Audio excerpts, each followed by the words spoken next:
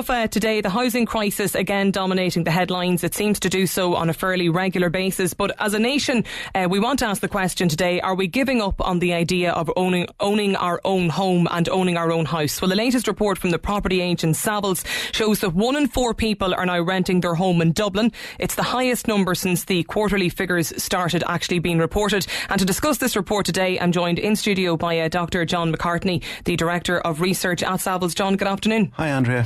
Look, about a quarter of people in Dublin alone are now renting, nearly under around a fifth nationwide. Just what's going on behind closed doors here? Is it a case that just more people are now sharing and renting? Yeah, I think that is the case. I think fundamentally people are priced out of home ownership. I personally don't believe that this is an expression of young people's preference to be footloose and fancy free and more continental in their way of life. I think it's a simple matter that they can't afford to buy properties for 2 reasons. Firstly, house prices have risen much faster than earnings in recent years, and secondly, that's compounded by tighter mortgage lending. So when you put it all together, they can't buy, but they still need somewhere to go. We know that about 460,000 young adults are still living at home in the family home, so some of them are staying at home for longer, but that's probably not a sustainable solution for a lot of families. So where do the remainder go? They go piling into the private rented sector. That drives up rents, and of course that attracts the investors who come in and supply the sector. So that's what's happening. But I suppose one of the things I thought interesting in this report as well, John, is the fact that you now have, maybe in a 2-bed apartment or kind of a 2-bed townhouse, you now might have 2 actual individual sets of couples living in the property, which is just like, it actually just seems completely mind-boggling that that's where we're at. Yes, indeed. And that is one thing that comes across very clearly in this morning's report, that the average size of a rented household has increased pretty sharply since the beginning of 2016. Before that, it had been relatively flat for a long period. But suddenly, from the start of 2016, we see a pickup in the size of rented households. And I think your interpretation is dead right. People are piling into bigger households, partly because there's an absolute scarcity of properties available to rent, so there isn't the properties there if they wanted to rent them. But secondly, because of the costs. And as you say, 2 years ago, you would have had one couple in a 2-bedroom apartment and they would have had the spare room available for an office or storage or occasional visitors. Today, that couple is moving most likely into a 1-bedroom unit. It's about €300 per month cheaper to do that in Dublin than to rent a 2-bed unit. So you've got some people who maybe don't mind actually taking on the other couple's, I suppose, household arguments and all that goes with it. But for the sake of actually having a little bit more cash flow, that's what people are resorting to. That's what they're resorting to, and I think the question is, how sustainable is that? It's probably going to be pretty tough in terms of a lifestyle, but I think people are just having to be pragmatic and say, look, this housing crisis that we're suffering isn't going to be resolved until we get more supply. That's going to take 3 to 5 years in my view, because building houses, there's a long lead time. And so I think people are saying, look, in the interim, we're going to have to scramble and we're going to have to come up with these pragmatic solutions. Because it seems like very basic economics. We've got too many people looking for too few properties. I think the vacancy rates, the latest, are down at just over 1%, isn't it? About 1.3% or so. So we now can't match this. There's too many people competing for basically what's out there, and there's too little out there. So, I mean, when you have that, if that's where we're coming from, is it not the case now that, I mean, these statistics that we're looking at today, a quarter of the people renting in Dublin, a fifth nationwide, they're just going to continue to rise? Yes, I think so. I mean, the only thing you would say is that there's not enough homes available for owner occupation either, so it's a sort of an argument that goes across all tenure types, really, and the only solution is for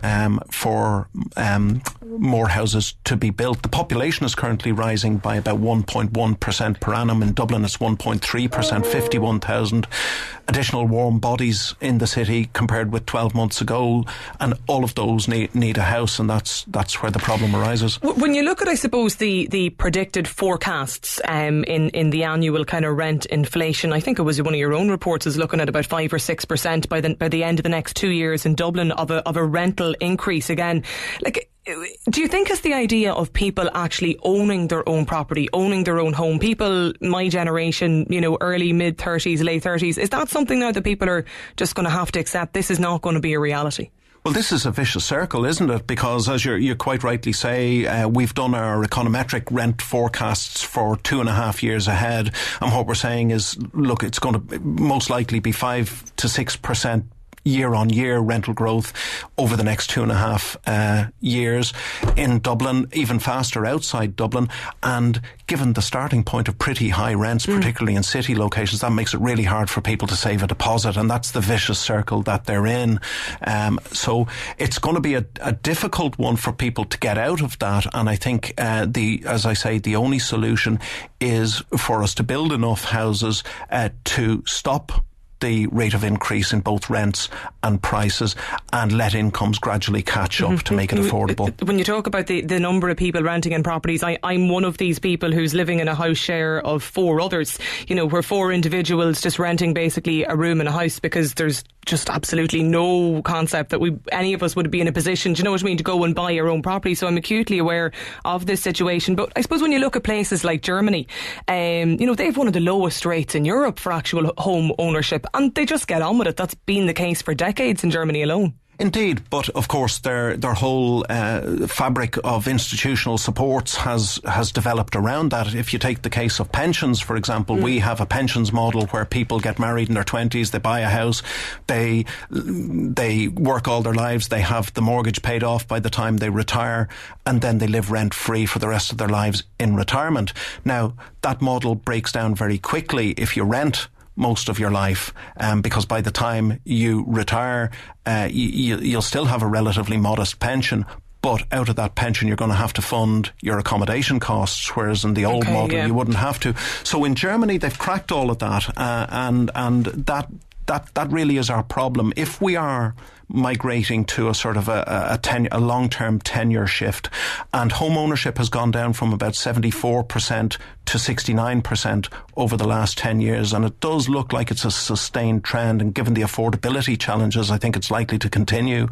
We do have to then start thinking about how we organise society to ensure that people who are renting don't miss out financially completely and end up completely unable to meet their needs when they retire. So I suppose if you're going to try and have a renting culture like you have in Germany, if we were going to try and adopt that model here in Ireland, obviously there's loads of other external factors that have to be taken into account as well if you're trying to look at that. Indeed. Now, we've made some progress. I mean, we've got longer leases now and longer tenancies. They've moved from 4 years to 6 years, the standard Part 4 tenancies, and that's an improvement. We have much better standards in the rental sector. We've got much greater regulation. Well, that was actually something that was highlighted recently in terms of poor standards, but I suppose that's the kind of thing that's definitely going to be monitored, I think, going forward. Yeah, and indeed it should already be monitored. I mean, at least the standards are now in place, whereas in the past they weren't in place. Enforcement, of course, is a whole other challenge. But I think things are generally better than they were, although very far from perfect. So I think things are improving, and all of this helps to create renting as a sort of a tenable long-term option. But we have a long way to go. Okay. Tell me about cash buyers. What kind of an impact are they having on the rental market? So if you've got somebody, whether they're a student or a young couple or an individual who comes to any part of Ireland, even Dublin, where I suppose where this is actually a huge issue, they're trying to rent a property, but they're often being pushed out of the market by people coming in, investors, cash buyers, and is that sort of scooping up the market? Well, I think so. I mean, you only have to look at the statistics to see that more than half of all buyers over the last 4 years of residential property have been entirely funded with cash. And when you try and sort of dig down into the identity of those cash-rich buyers, a lot of them are investors.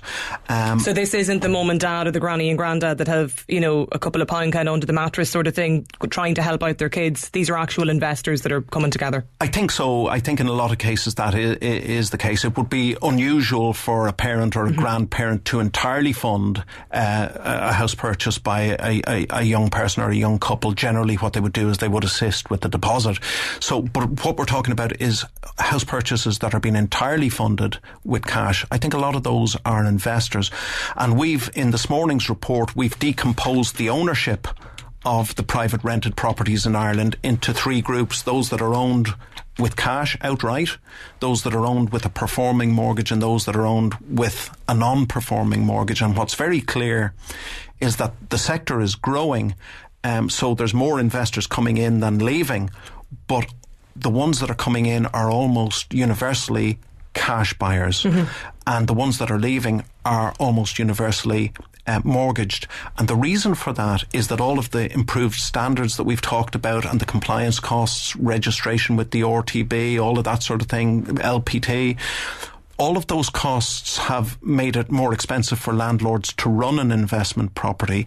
And if you're carrying a heavy burden of debt at the same time, it becomes pretty quickly, once you get over a loan to value ratio of about 40%, we estimate it becomes a loss making exercise. So the mortgaged ones are leaving and the cash is crowding them out. But you can understand as well, though, if you're coming from, as an investor, looking at this from an investor's point of view, if you have money sitting on deposit and, you're in a position where you and maybe a couple of people, consortium, have this kind of money, you see the value of the rental sector, a property becomes available and you buy it, you're going to be getting really, really good rent coming in for the foreseeable. So it would make sense from an investor's perspective. Well, absolutely. If you look at any daft report, for example, you'll see across all the neighbourhoods in Dublin, you're looking at net yields. That's after you've accounted for your operating expenses as a landlord of about 4% or above. And when you compare that with deposit rates of 0.5% or thereabouts, it's a clear no-brainer. And that's before you start factoring in the capital appreciation. You're buying an appreciating asset, most likely.